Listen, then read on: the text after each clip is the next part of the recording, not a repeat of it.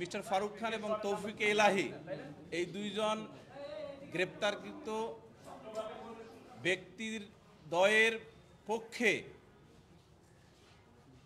International criminal rules 2010-এর 9-3 বিধি অনুসারে একটি আবেদন সাবমিট করি এবং সেই আবেদনের সারবস্তু ছিল যে অভিযোগের কপি আসামিদেরকে ওয়ারেন্ট এক্সিকিউশনের সময় অথবা পরে প্রদান করা যাইতে পারে।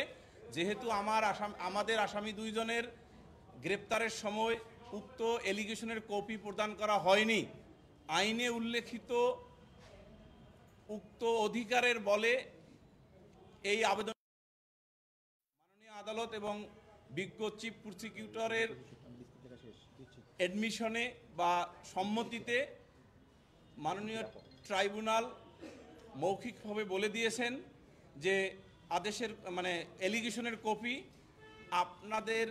আপনাদের দুইজন আসামি সহ অন্যান্য আসামিদেরও প্রদান করা হইবে।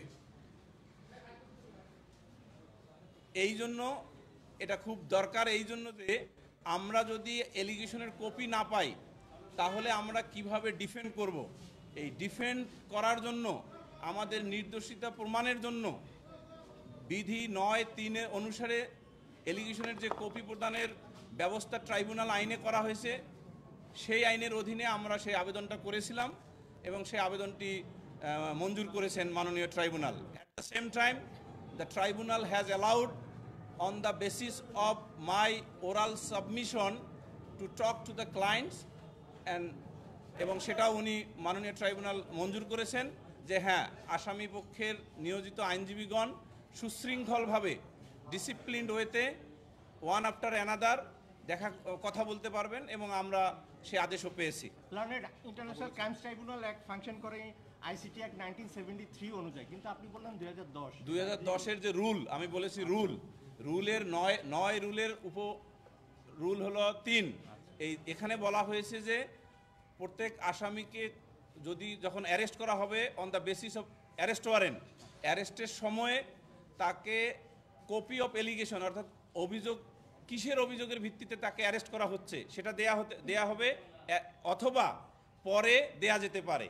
তা আমরা যেহেতু অ্যারেস্টের সময় পাইনি আমাদের দুই আসামিদের ক্ষেত্রে, সেহেতু আমরা আবেদন করেছি, মাননীয় ট্রাইব্যুনাল সেটা বিবেচনা করে মঞ্জুর করেছেন।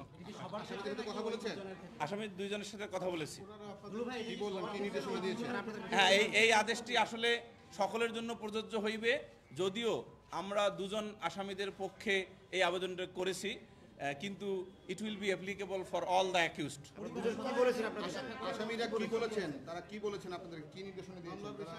মামলার বিষয়ে নির্দেশনা যা দিয়েছেন এটা আসলে লয়ার্সের গোপনীয় বিষয়, এটা আসলে বলা যাবে না মিডিয়াতে।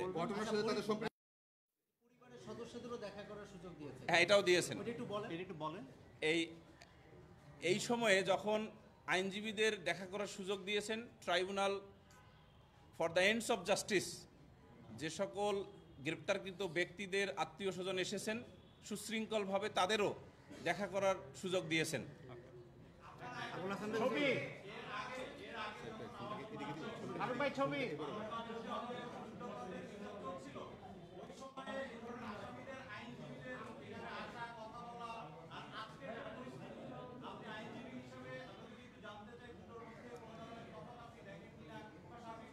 আমি যেহেতু পূর্বে ট্রাইব্যুনালে কোনো আসামির পক্ষে এপিয়ার করিনি, তাই আমি এই বিষয়টা বলতে পারতেছি না।